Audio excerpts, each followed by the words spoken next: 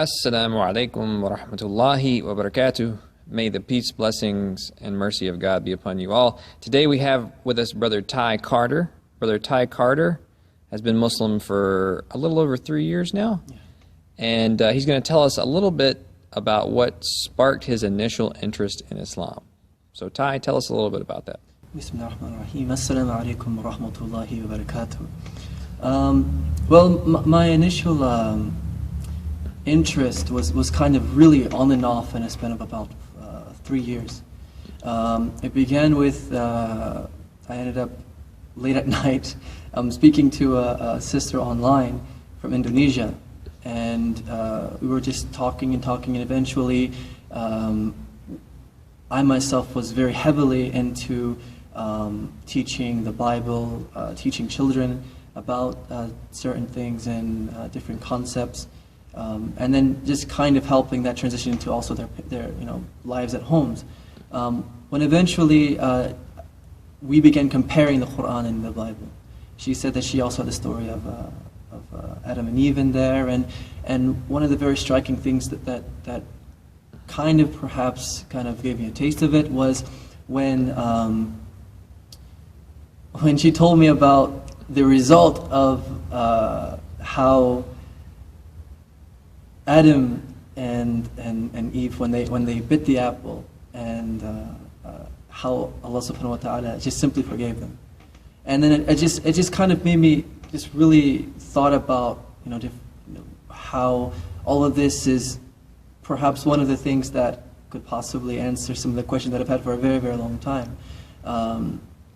And I just never knew where to go.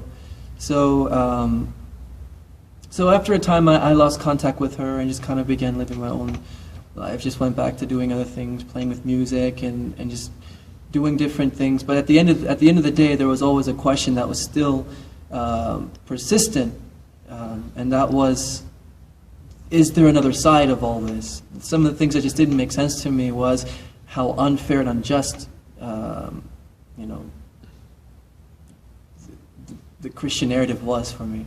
Was Jesus Christ the last one? And if he is, then I kind of felt like, was that message complete?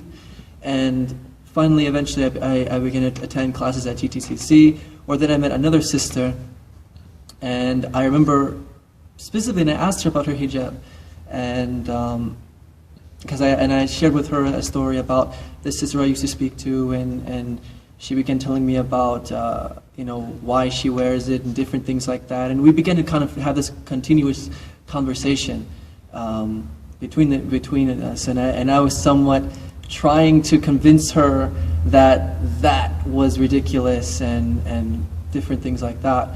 But then little by little, I think I began to kind of question my own thing, and I actually ended up meeting a brother, and we had a conversation about Jesus Christ and different things like that. And I said a very strong statement that to this day it troubled me, and it made me kind of wonder about my deep concern with God, and my deep concern with religion, and my deep concern with my own soul. And I said to myself, whatever it is that I am placed, if I'm placed in hell, or if not, so on and so forth, he said that it doesn't really matter. I said this, and I said I deserve it, and I said whatever is the truth, and I was kind of arrogant about it. And eventually, that same sister brought back some material from a tour that was being taken place called Meet Your Muslim Neighbor, and that's when I kind of began to read the Quran more often. I spent nights, I spent days, and little by little, I found it to really put everything into perspective for me. So you received the English translation of the meaning of the Quran that you're holding in your hand for free from a sister, and this was at a dawah event that was happening at a masjid. So just briefly, what part did that play in your journey to Islam, having free access to the translation of the Quran to read? Well, for the most part, again, I didn't really know much about the Quran. I did know that it was in Arabic. But naturally, if it is a world religion, then it only made sense that it would be accessible to the public and those who would be curious about it.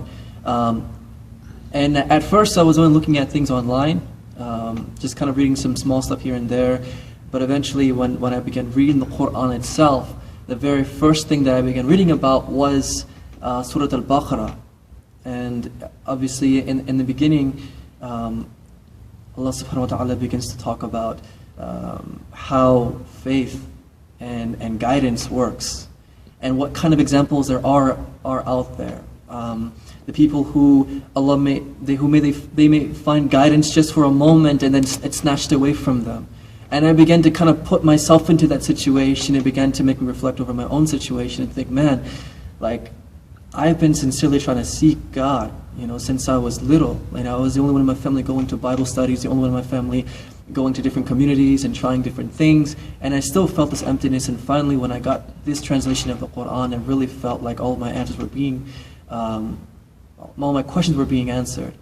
And so it was a real blessing to receive this. That's amazing. Now, could you please, just to end this video, give some words of encouragement to your Muslim brothers and sisters here in the community to, support this project so that, these Qur'ans can continue to be free in college campuses and dawah organizations and prisons, hospitals all over the country? Well, number one, I think that the Quran has, what's interesting to me about the Quran is it has something that for everyone in particular. And I think that for a book, if you should say that it is from Allah subhanahu wa ta'ala, then it is going to definitely affect a person on that personal level. And I think by not supporting it, you're definitely taking that away from those out there who are really in need of it. Who really need their questions answered, who are really going through a spiritual crisis, or even a emotional or physical crisis. They need that, and I think the Quran is definitely hope and mercy to those in need of it. So please definitely support it. Brother Ty, thank you very much. May God Almighty continue to increase you in faith and take your soul as a believing Muslim. Assalamu alaikum wa rahmatullahi wa barakatuh. May the peace, blessings, and mercy of God be upon you all.